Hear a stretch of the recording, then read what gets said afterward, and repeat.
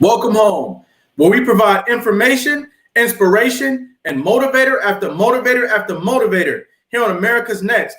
I have Josiah Campbell here with me today. How you doing, Josiah? How you doing, brother? Nice to be here, man.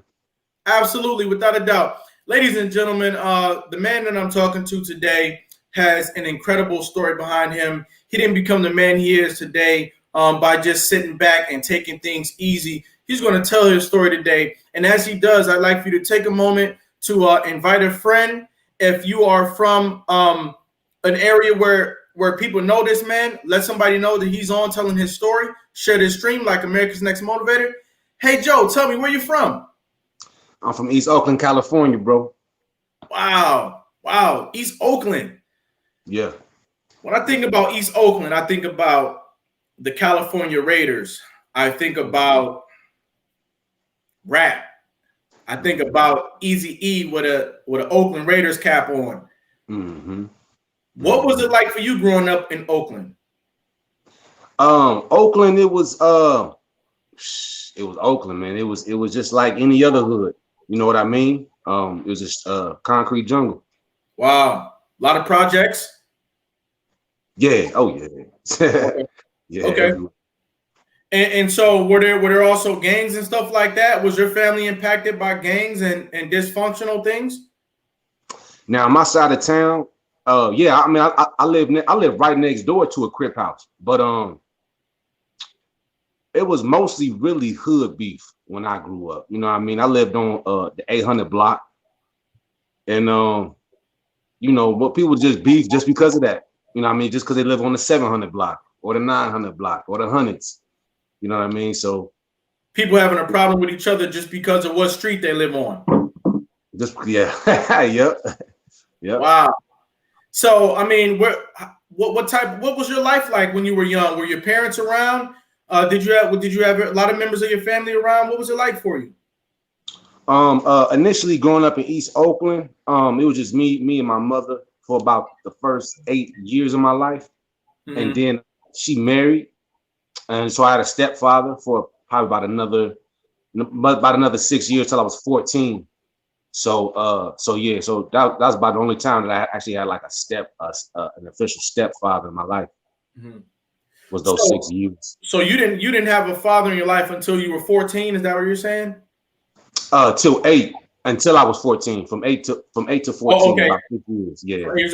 So you know, sometimes an 8-year-old is somebody who goes out into the community, has a perspective of their own. Who were you as an 8-year-old? As an 8-year-old, I was very intelligent. But I also had behavioral issues as well. Okay. All my life, I would get straight A's and B's, and then the behavior would always be D's and F's. Okay. So I did struggle with that. Growing up. Okay. Mm-hmm. And would you say that was for no particular reason, or were there things that contributed to your behavior issues? Well, it was just me and my mother. As a boy, boys are just bad. You know what I mean? Naturally, we're just bad. You know, that's what we like to get into stuff.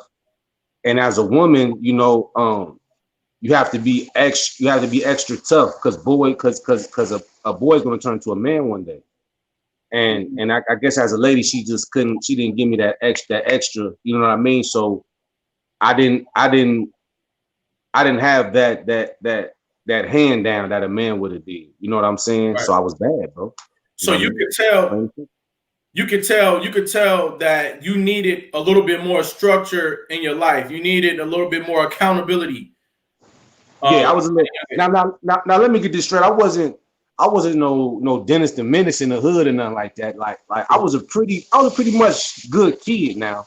Right. I just got into I might get into stuff every now and then as a kid. I wasn't like just, you know what I mean, just a straight, you know what I mean, baby kid or nothing like that. Yeah, I wasn't baby kid. Hey. But yeah though. But you know, it was like that though. If you can talk to me about some of the challenges that you and your mother faced together. You know, you must have seen your mother working day in and day out. Maybe that gave way to you being outside for long parts of the day. Give me a day in the life of Josiah Campbell at the age of 7 or 8 years old. What was a day like in your life? So around that time, I guess yeah, life was good, bro. I'm not gonna lie to you, man. Okay. I lived when I was that young, actually in third grade, I lived in San Leandro, actually, which is right on the outskirt of East Oakland. So I guess if you want to look at it in Ohio terms, I lived in Forest Park at the time. So but yeah, it was nice though, bro. We was very happy, bro. I'm not gonna lie to you, bro. Like, Okay. it was just us. We was very happy, man. I had some my issues was just when it wasn't in the house, it was outside. As soon as I go outside, you know what I'm saying? In the house was all rainbows and unicorns, because my mother just a very loving person like that. Wow. But the reality was, when I hit the scene, it wasn't like that. You know what I mean? Being the only child, I didn't have brothers and sisters, so I got, you know what I mean, I was a easy mark, you know what I mean? So I had to learn quick how to put these hands up and defend myself physically, you know what I mean? And with the mouth. So I had to learn that. But it also taught me to be independent fast. Around that time, since we're talking about that time, about a year before 7, I was like 6. I was on training wheels. And I seen all the other little boys and girls, you know, on their bikes without the wheels, you know what I'm saying? So I wanted to do it too. So I saw a guy, I seen he had a workshop in his garage, because I lived in like a project. I lived in a project type of apartments. This was actually in Hayward at the time. I lived in Hayward, which is another like little outskirt outside of East Oakland. Okay. But yeah, though. So I asked him. I said, "Bro, can you take my training wheels off?" He didn't even know me. I'm just a little kid. He did it for me though, and I learned to ride. I learned to ride a bike myself with no help. Wow. And pretty fast too, actually. And that's and at that time, at that little age, that little spark right there, that first spark of confidence, it led me to who I am now. When I realized if I put my mind to something, that I can do it. Nobody had to teach me that. I learned it. Right. It really changed my life. Right. You learning how to ride a bike on your own set you up. It was a foundational lesson for the rest of your life. It was. Wow. It really was. You got any advice for a little kid out there trying to figure out how to ride a bike today? Consistency. Okay. Don't be afraid to fall. But but when you get back up, act like you never knew it. Just keep going. Just keep going. You're going to get it flat out. No matter how long it take you. Don't give up on yourself, and you will succeed flat out. Right. And he learned all that from riding a bike. Yeah. What was next for you? Did you go to middle school in California? And I heard you mentioned Ohio. Did you go to middle school in California? No, I went to middle school in Oakland. I went to high school in Ohio. Okay. So tell me what it was like in middle school. I know for me, I'll just give you some context. For me, I knew that middle school was coming up. I knew that the middle school that I was going to be going to had a reputation as being a stumping ground for people who had a hard life. You know, a lot of people at my middle school had a tough life. So I knew I was going to be in for, a whole lot of different dynamics when I went to middle school. What was it like for you? Well, before I got to middle school, I actually moved to the inner city in 10th grade, right before middle school. So I've been living this little suburb life, suburb schools, where I actually was in school with white and black kids. Okay. And now, you said middle school, then you start talking about 10th grade. So I want to be clear for the audience. We're talking about middle school right now. You went to middle school in California?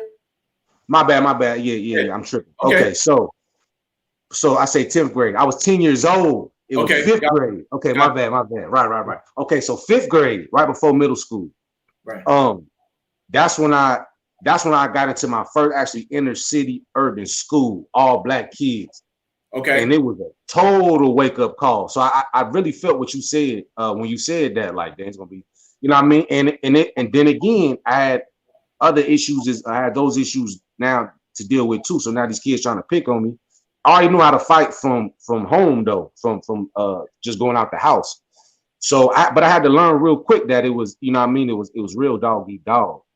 And In I middle gained school. my confidence a lot when I was 10 years old, actually. That's when I was the school actually chose me to represent them,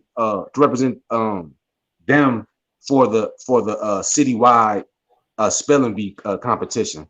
So so yeah, I was actually representing my entire elementary school at the time. So you know what I'm saying? I also was in a lot of singing pageants. I sung a lot. I was a lead singer in a lot of things. Okay. So I was starting to become like a leader. You know what I mean? Like, and people was recognizing me, Right. good and bad. I'm starting to see what that's like on a small level. You know what I mean? Look, the girls starting to like me. You know what I mean? Chasing me in the bathroom and shit. Right. Dudes is hating. I'm starting to see all this as a kid. You know what I mean? Dudes want to fight me. They see the girls like me. You know what I'm saying? On the Right. basketball court, they're aggressive. So I'm like, I'm just taking it all in, like, and just sharpening, I guess, my social skills. You know what I mean? So that was a big transition from suburb to ghetto. But then again, I learned quick though. That one Right. year, I learned a whole lot. You see, So a lot go of ahead. people, a lot of people, they go from, let's say, the so-called ghetto to the suburbs, but you actually went from the suburbs to the ghetto. So you Yeah, kind of learn about life the opposite from the way that a lot of people learn yeah, it. yeah. It was. And you go ahead, go ahead. I'll say it was a different environment because at home it was the ghetto kids, but I never had to go to school with them. That was the difference. You know what I'm saying? So Right, that was a break. You know what I'm saying? Like, right. but so I didn't have no break after that. But yeah, man, I rose to the top though. And But you knew that you had great potential when you were in high school. You started to spread. I mean, middle school. I'm sorry. You started to spread your wings a little bit. It yeah, sounds like. And so, regardless of what challenges might come your way, you knew that you had some talents and some gifts yeah, that that warranted you to remember them. yeah.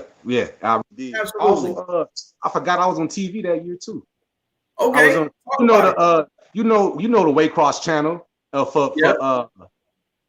the local channel Right. Right. for Forest Park and Cincinnati and whatnot. Right. Okay. So talk to me. I was on one of those things, one of those Okay. like the local channel for the Oakland. You know what I Okay. mean? They had Right. a Right. talent section or whatnot. But yeah though, I did though, bro. I did. It was a lot, bro. I also had things at home too, which I didn't even talk to you about. That stepdad that I was talking about, that whole 6 year thing, that was all abusive too. So I got it at home and at school. You know what I'm saying? Which kind So of hold on. You're saying that your mother was providing a very positive environment for you, but then you had a stepdad come into the picture, and then you started to go through some abuse. Is that what you're saying? yeah, your sound going down. I can barely hear you, bro. Okay.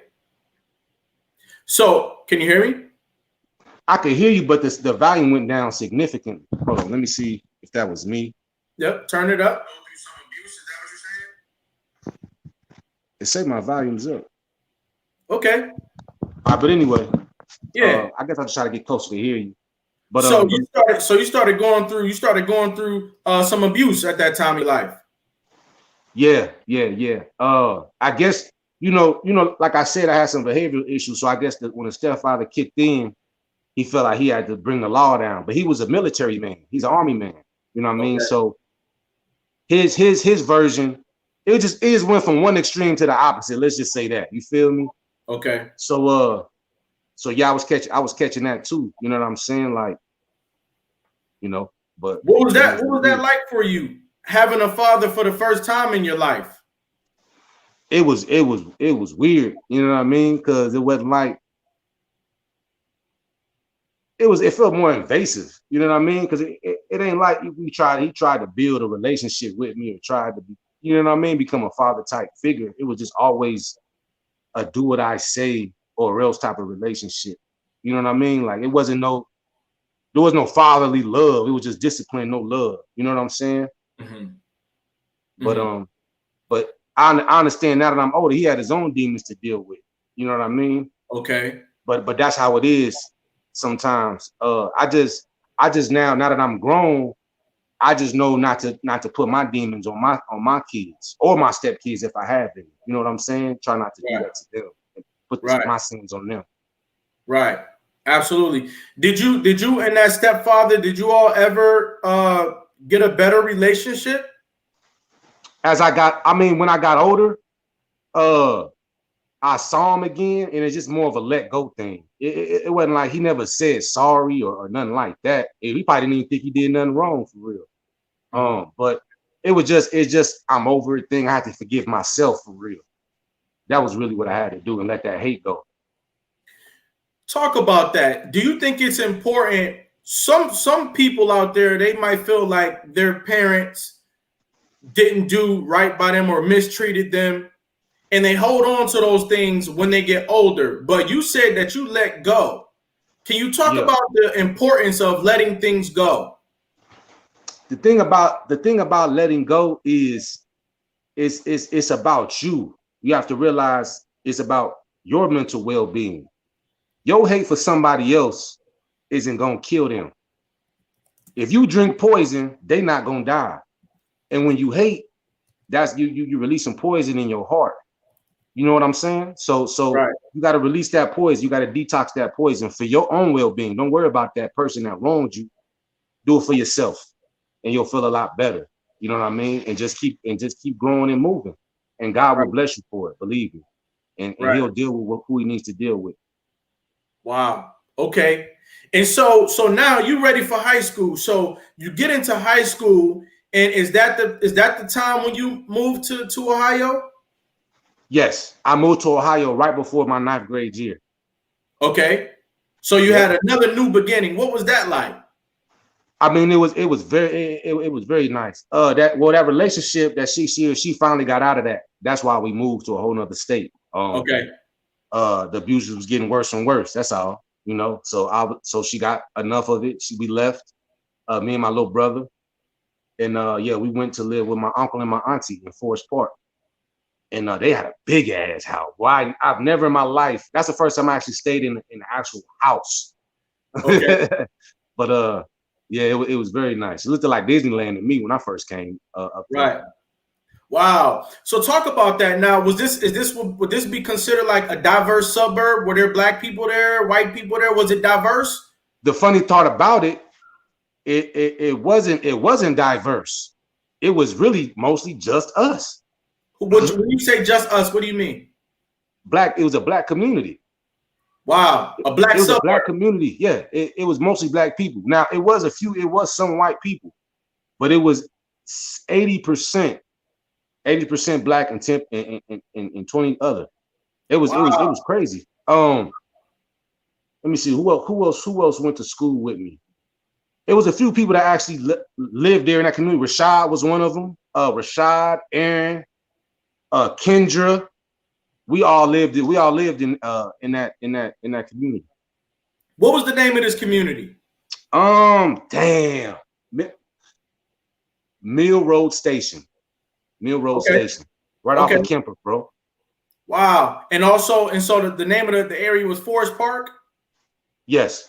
Forest Park. So Forest Park was a black suburb. What was it like for you now, after everything that you went through in your life, living in a black suburb, mostly black suburb? What That was that was that was actually super weird too. So like I'm just like, so I get here, this whole other state, nobody knows me.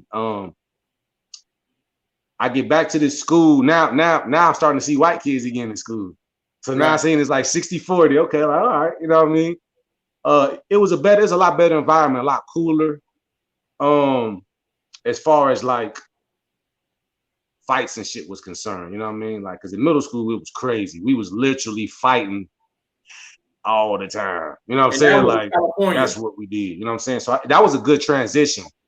Mhm. But high school, I realized that's when a lot of there was a lot of fakery in high school. Everybody was fake as hell, man. It was a Talk very about weird it. time.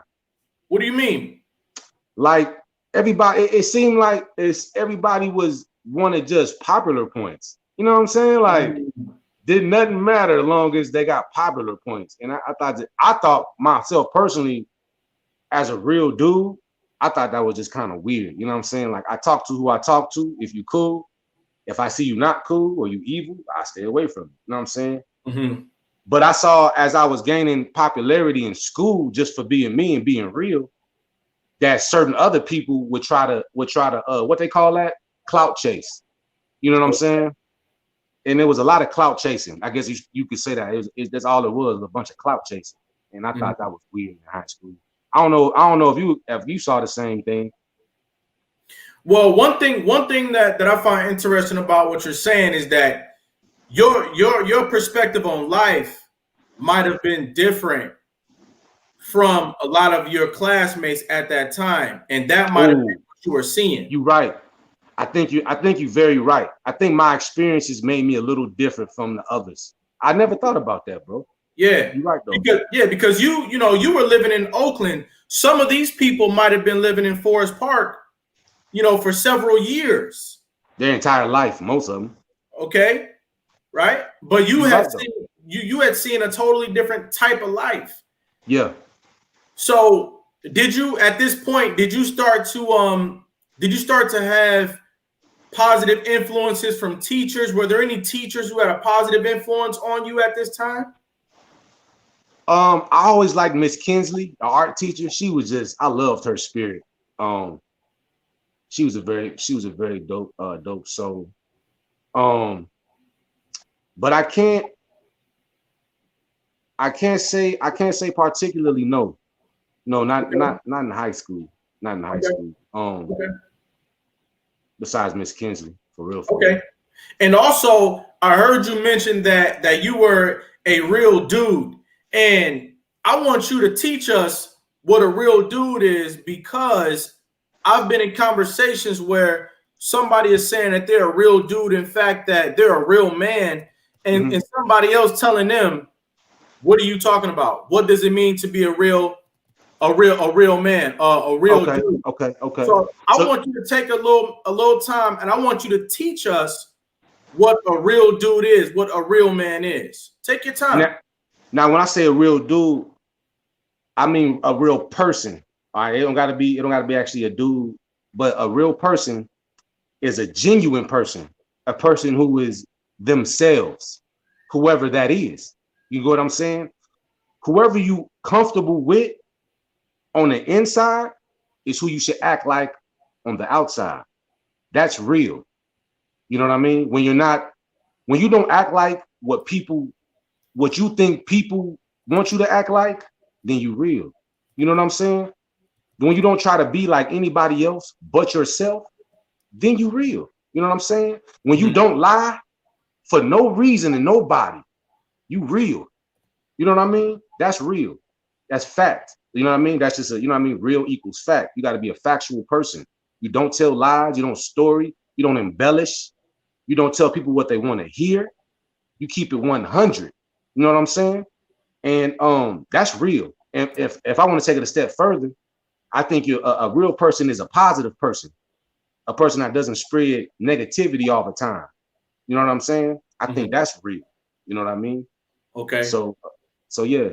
I think you're on to something. When we were in pre-production, you said that you were going to be dropping jewels on us today. Those were a couple of those jewels. Is that all you have to say about the term real? And then I want you to also talk to us about, how do people find out who they are on the inside? What if people don't know what that means?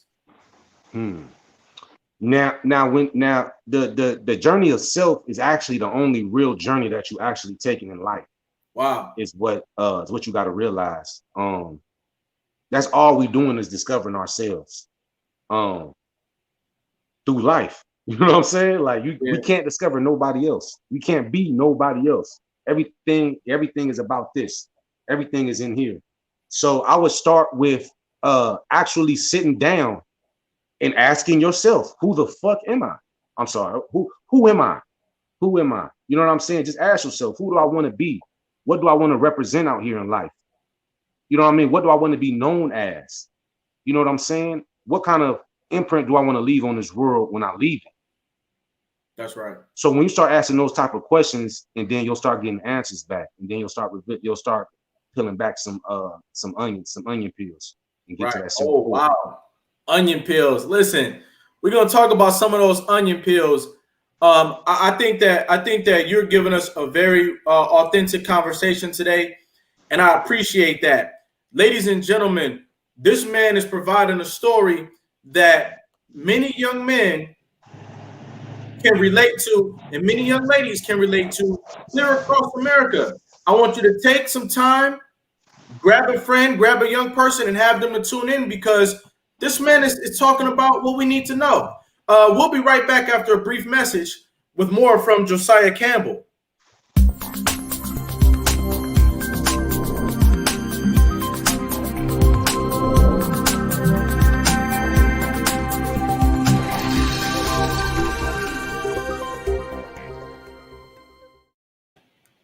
America's Next Motivator. Monday, Wednesday, and Friday at 5 p.m. Eastern. Tuesday and Thursday at 10 a.m. Eastern. America's Next Motivator. Hosted by me, Cedric Riley, and sponsored by the Pride Empowerment Network.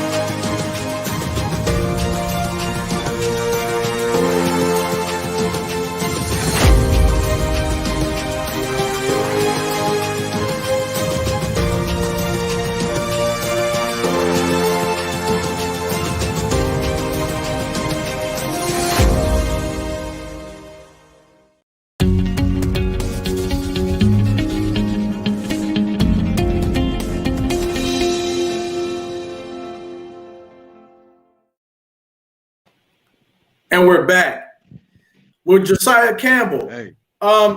Josiah, before we left, you mentioned something about an onion peel. Do you see a growing man and a growing woman as similar to an onion peel? And can you explain what you were talking about when you said that? What was the first part of what you said? You mentioned that you see people as onion peels. Like an onion. Can you explain what you meant by that?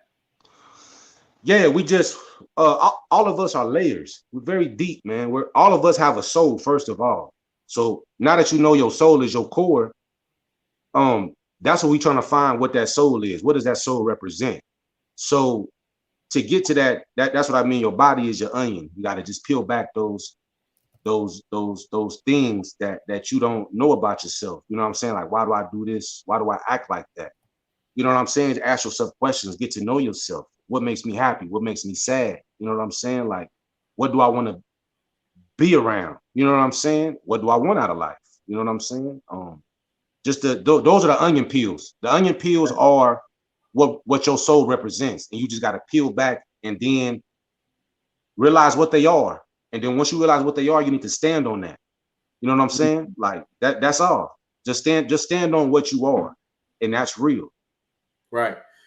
That's powerful. I think that a lot of people could benefit from asking themselves some questions, especially people who might have identity issues because they didn't have their father in their life, or Mm-hmm. because their mother might always be working, or maybe they don't have their mother in their life.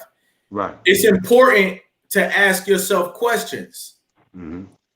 and then uphold the answers that you get about those questions. Mm-hmm. So, as you decided to graduate, as you graduated high school, what was happening in your life at that time, right before you graduated high school? Were you doing a good job? Were you having challenges? What was going on with you as you graduated high school? So after graduating high school, I was actually I really didn't know what I wanted to do after high school. You know what I'm saying? I just know I was supposed to go to college. That's just what everybody teaches you. Supposed to go to college, you go to college. You know what I'm saying? So I went to college. I Okay. went to UC, University of Cincinnati, the first year, and it really just, I really was literally floating and ghosting and skating. And I could tell that, Hold up. I could tell this wasn't me. This Hold up. wasn't this. Hold up.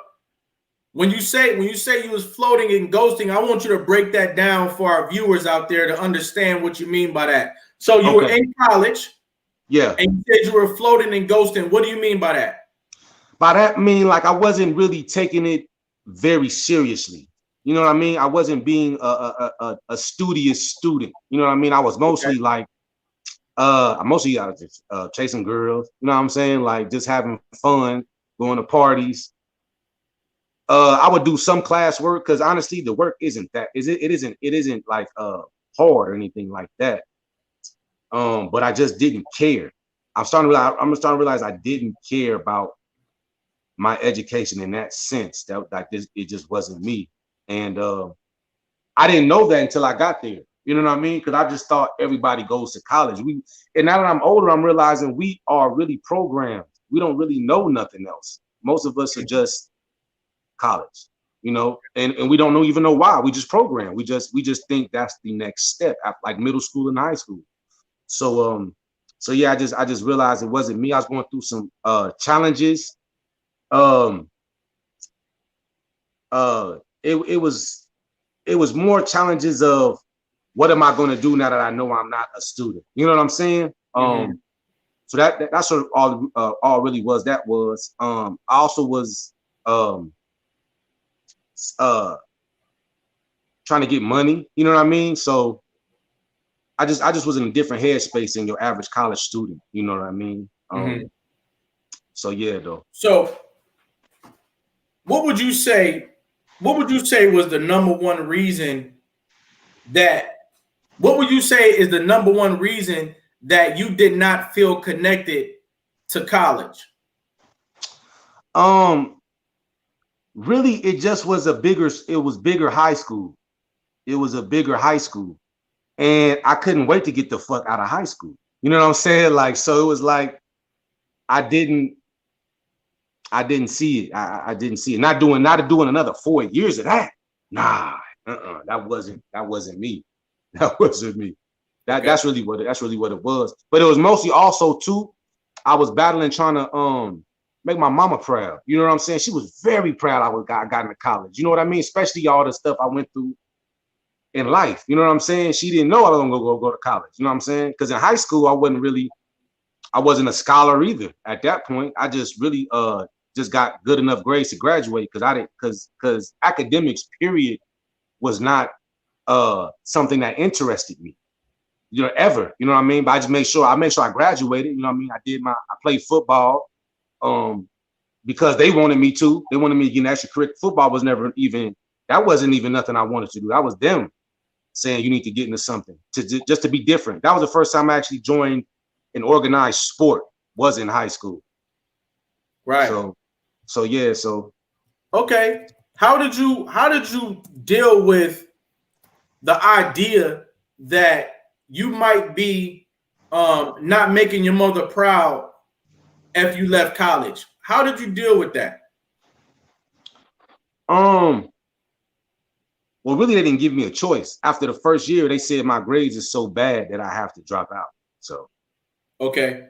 All that's right. what happened with that. So but that very after that, that's when I start that's when I actually got doing jobs and getting in them streets again. That's that part of the chapter. So you started getting into the streets after you left college. Yes, yes. Not immediately. Not immediately. It was a progression. It was definitely a progression. I so at the time I was with my then girlfriend, my from high school. Um and so we was getting ourselves together, you know what I mean? We was getting ourselves together. I was at my mom's spot paying bills. I worked at Oil Change at the time, Valvoline, somewhere in Springdale.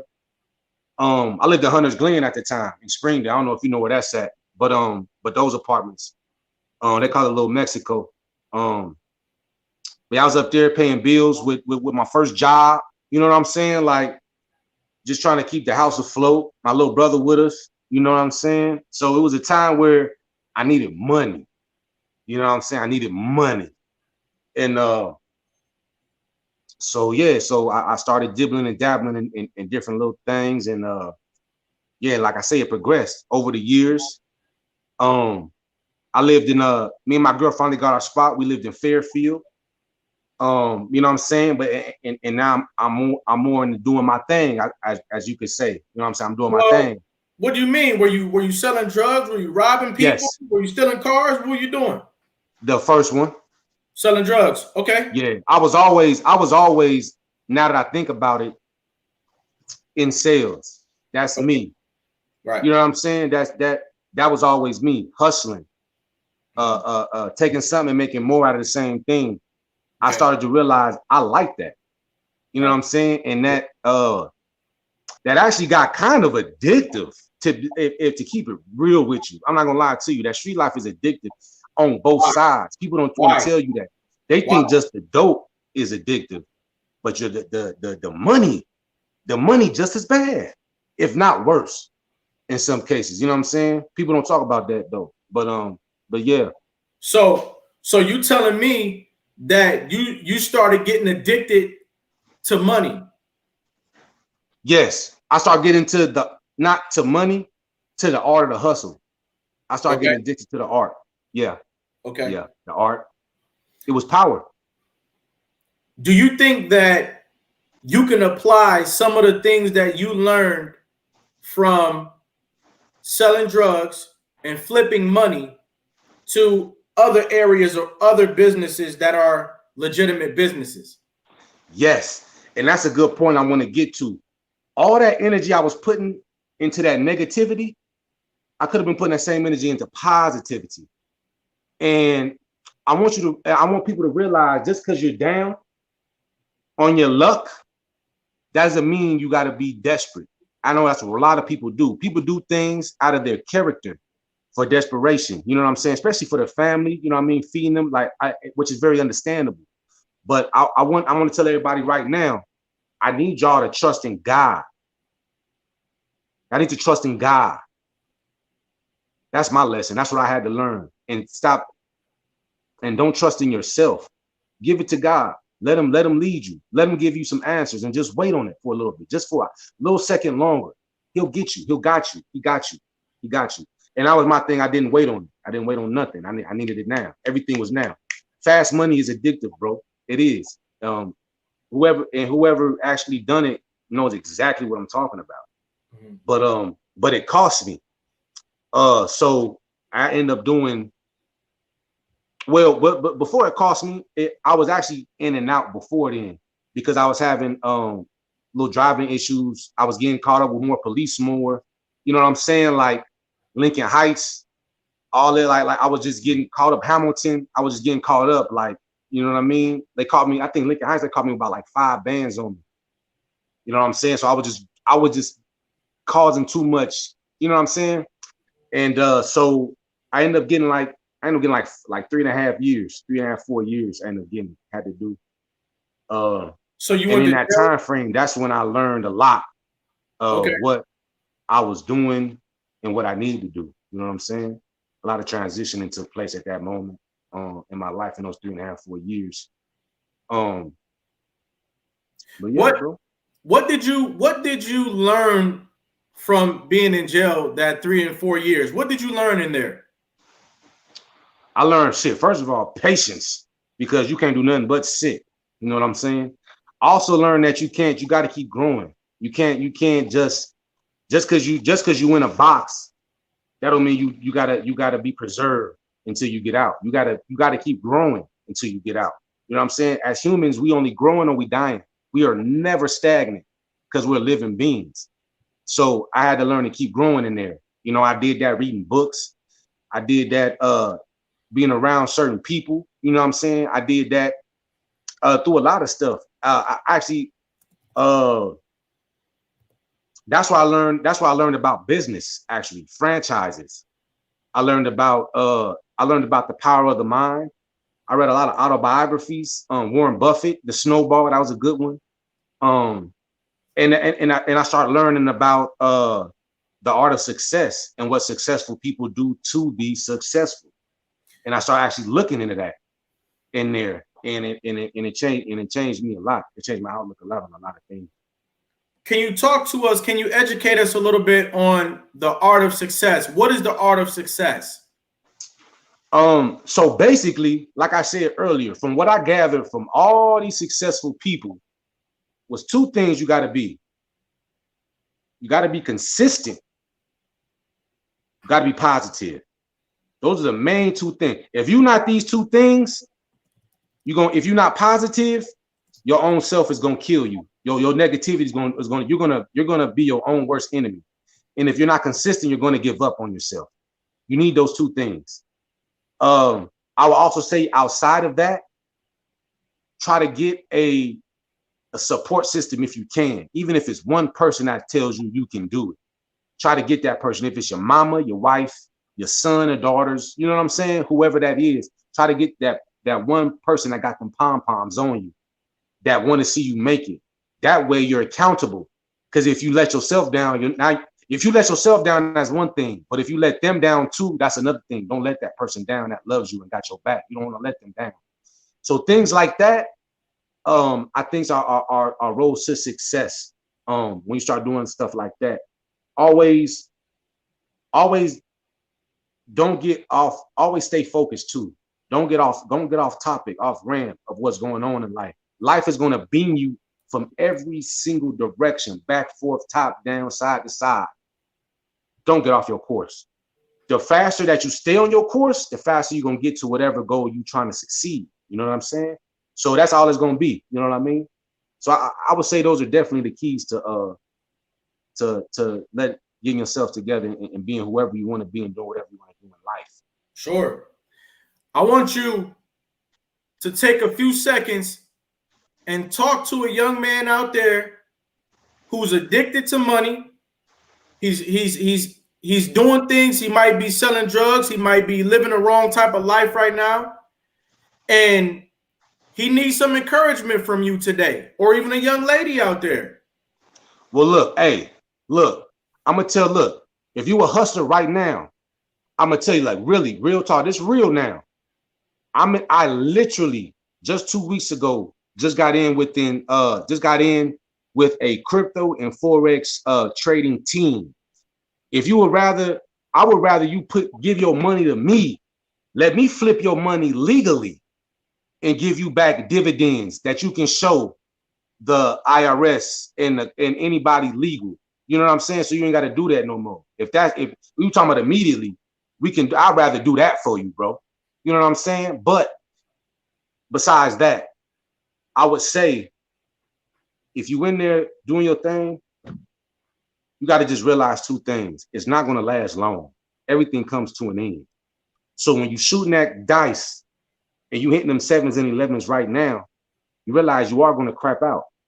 And 9 times out of 10, when you crap out, it's not going to be worth the pot that you did gain. You're going to lose all that and then some.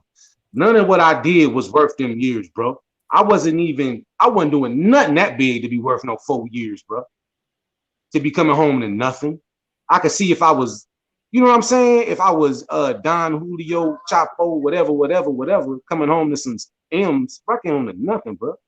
So that was super not worth it, bro. I could have been working at McDonald's for 4 years and had a way more than I did when I came out. You know what I'm saying?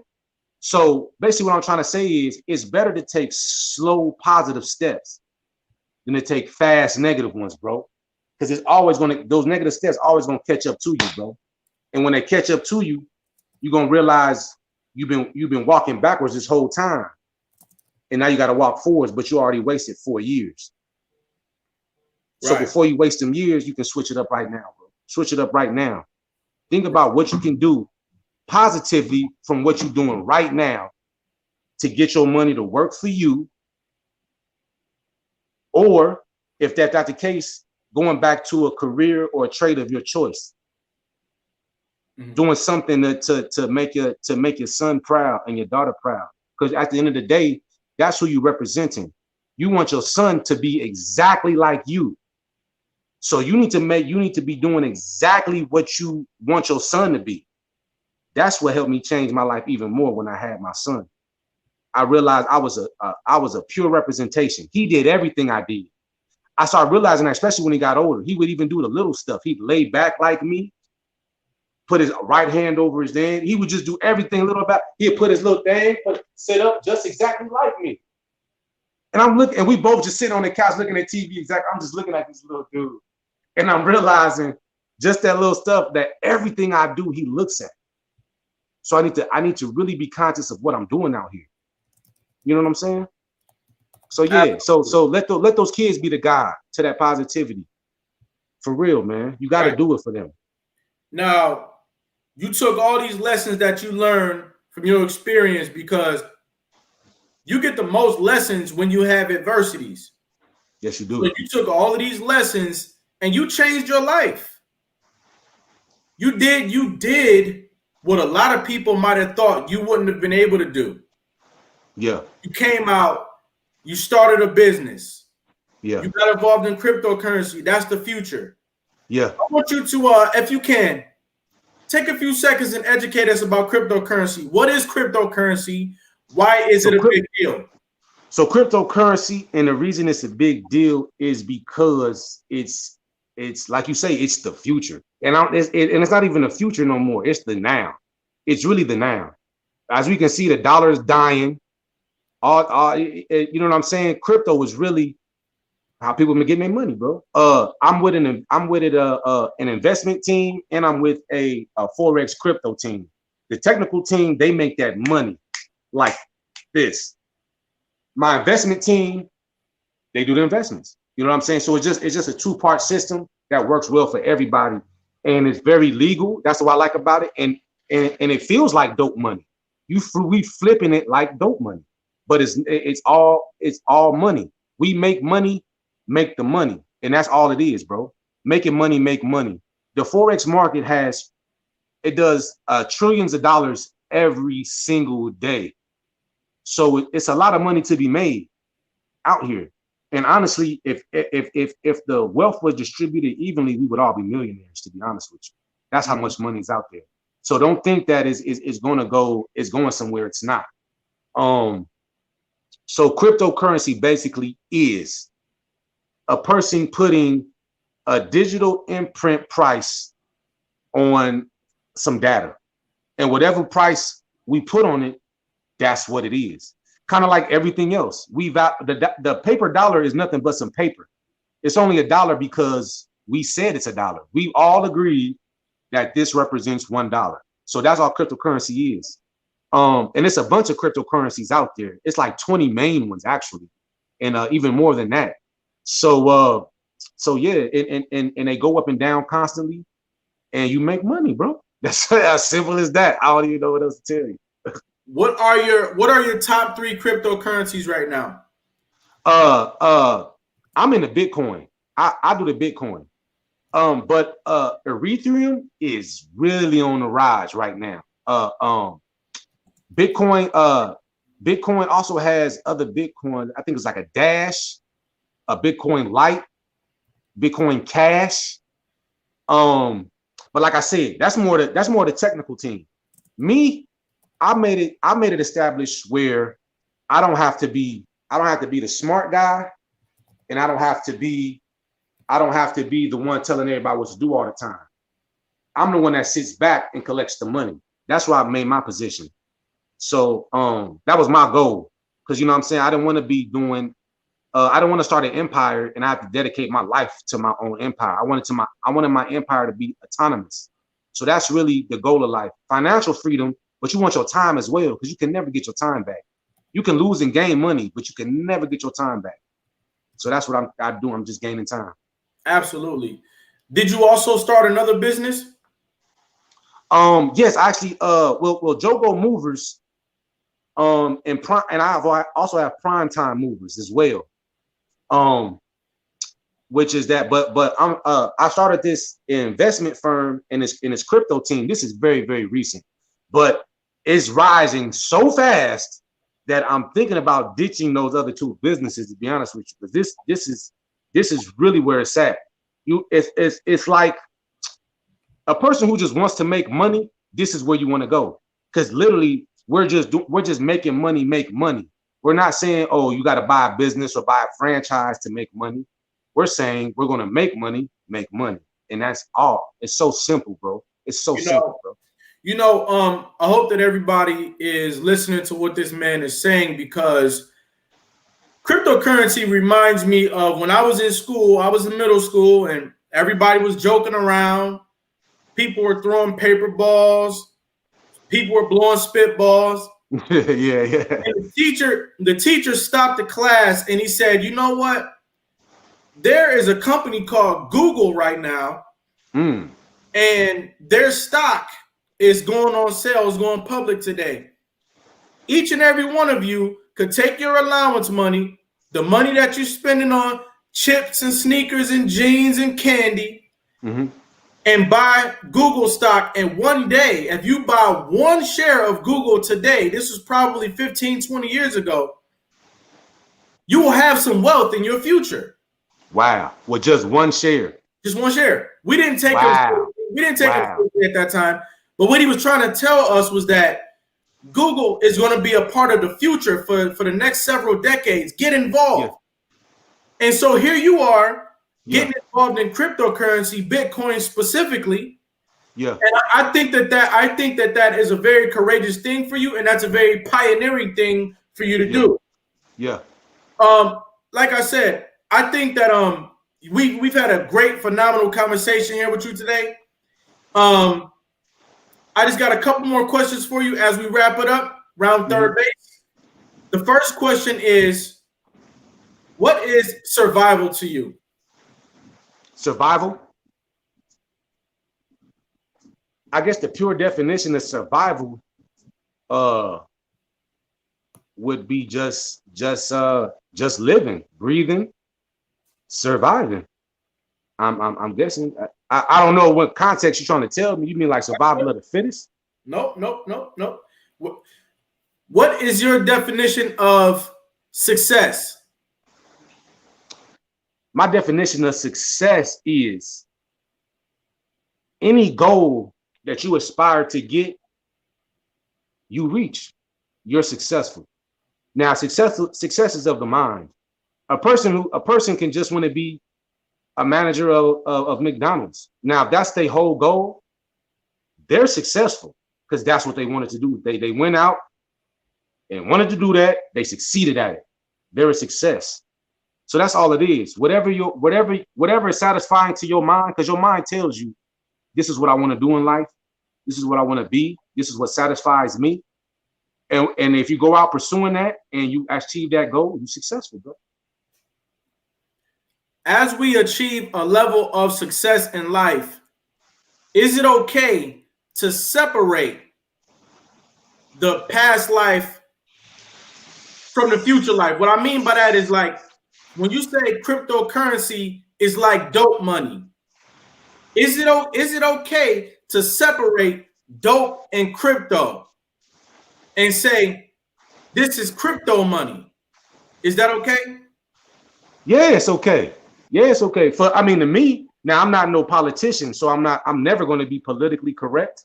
Right. And so for me, it's okay because I'm switching the narrative. You know what I'm saying? Like, I'm saying this is legal dope. Why would you want to sell illegal dope when I got legal dope? You get what I'm saying? And it's all fast. You know what I'm saying? So as long as we making fast money, why Why do you want to be? Why would you even cross yourself up, Right. possibly catching in charges? You feel me? When you ain't got, you know what I mean? So Yep. yeah, I like that. Just like vegan people, when they say, "Oh, I'm making some mock chicken, mock fried chicken with these portobello mushrooms." You know what I'm saying? I like that because it's a connecting point. Nobody knows about fried mushrooms, but everybody knows about some fried chicken. You know what I'm saying? Yep. So it's an easy transition. Yep. What is greatness to you? Greatness to me is a person who is just amazing, bro. A greatness to me is a person who looks at every single piece of adversity in their life and they overcome every piece of adversity constantly. They are a great person, bro. And, the more problems you had to face and come over, I feel like the greater of a person you are. Because what doesn't kill you definitely makes you stronger. Absolutely. Josiah Campbell, I want to let you know that I've seen your journey, I've seen your growth, and I respect you. I respect the adversities that you overcame, and I respect your willingness to turn your life around. I appreciate the influence that you've had today over young men and women clear across America. And I want to let you know that you are America's next motivator. Thank you, brother. I appreciate that. Without a doubt. Thanks for stopping by. All right, man. You have a good one, brother. Sure. Ladies and gentlemen, each and every episode of America's Next Motivator is unique, special, and profound. Believe me when I tell you, there's going to be something here for you. You just need to stop by and pick it up.